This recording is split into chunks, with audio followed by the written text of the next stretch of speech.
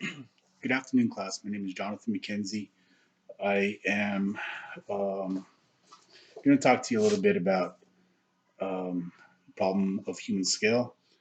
Um, I got Aristotle's book here, and I use this heavily in my research paper.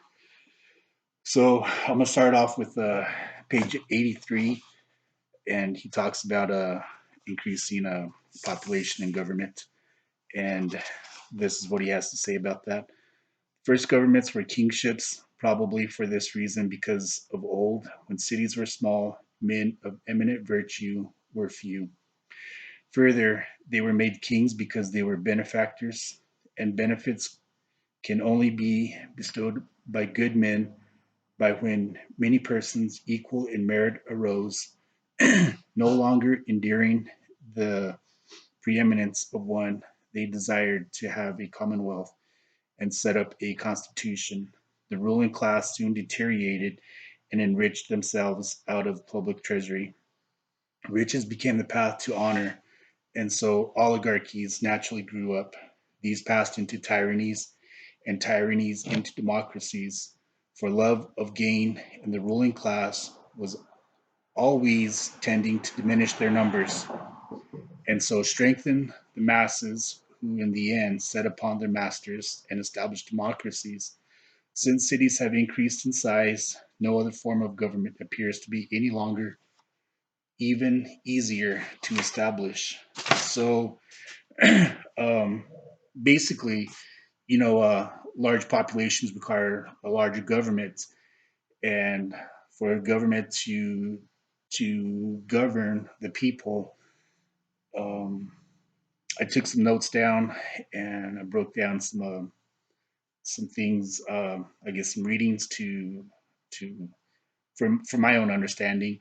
And what I wrote down was basically life finds a way to to thrive, and when the civilization or society uh, grows, matures, and shapes itself, and they do this through like a common structure such as language, culture, uh, commonalities, and um, I'm going to go to Juvenal here, and on page 407 of his book, I'm going to read this here. Man is an animal made for life and society. The intelligent awareness of our interest and the fear of punishment are but complementary forces which are useful for checking the occasional arbitration, but such occasions are infrequent. In general, we behave as good neighbors and scrupulous cooperators, for that to us is second nature, a nature which has moreover grown in the soil of sociability and benevolence, which should not be underestimated. So, um, society will um, evolve and shift, and it's like a growing tree. Society will move like a river, and government has to grow and expand to to um, to govern the people and shape the tree, shape the river, shape the riverbed. So government is keeping society kind of like in check, and um, so that way it doesn't get too crazy. Streams will run off on the river, and society will mainstream society will keep flowing down river, and by shaping the tree or the river, you do it through religion, or economics. And so when you do it through religion, you're basically um, implementing ethics within a society to help govern themselves, and and which takes alleviates the pressure off of the government itself, and the economics kind of tightens things up with society through taxes, employment rates. You gotta have money to survive, to to um, to make your living, to buy stuff that you need to survive. And without these, it's kind of um, the streams flow off, or the one branch goes, the wrong way, or whatever the case may be. So social authority will develop regardless of government recognition. So so all these branches that form on the tree are like clubs and societies, and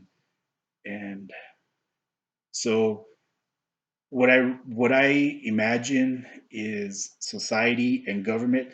So society will feed into government, and in turn government will feed into the society, and it'll shape each other.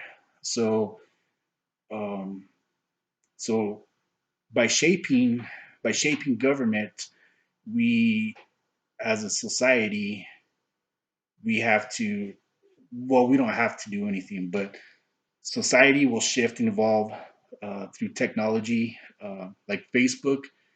So Facebook became started off with fun and games. Now it's become a tool for the government to monitor suspected criminals, to whatever, just it's a tool that they could use to monitor society, and in turn society can use that technology to limit what information goes into Facebook, limit what information, how you use Facebook or how you use technology. And so once social media, you contract um, the image, how the government sees you. So you're feeding into government, and now government's feeding back into society. And by doing this, we have laws and regulations, and um, the laws, regulate society, and society regulates the government.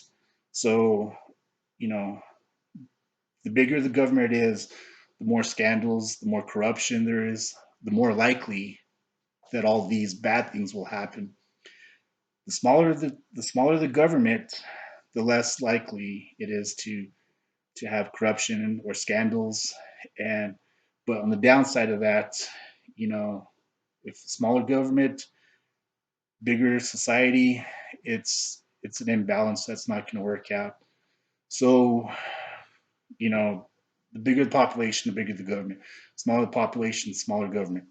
So anyway, good luck on your videos, and I look forward to seeing everybody else's input on this. Thanks.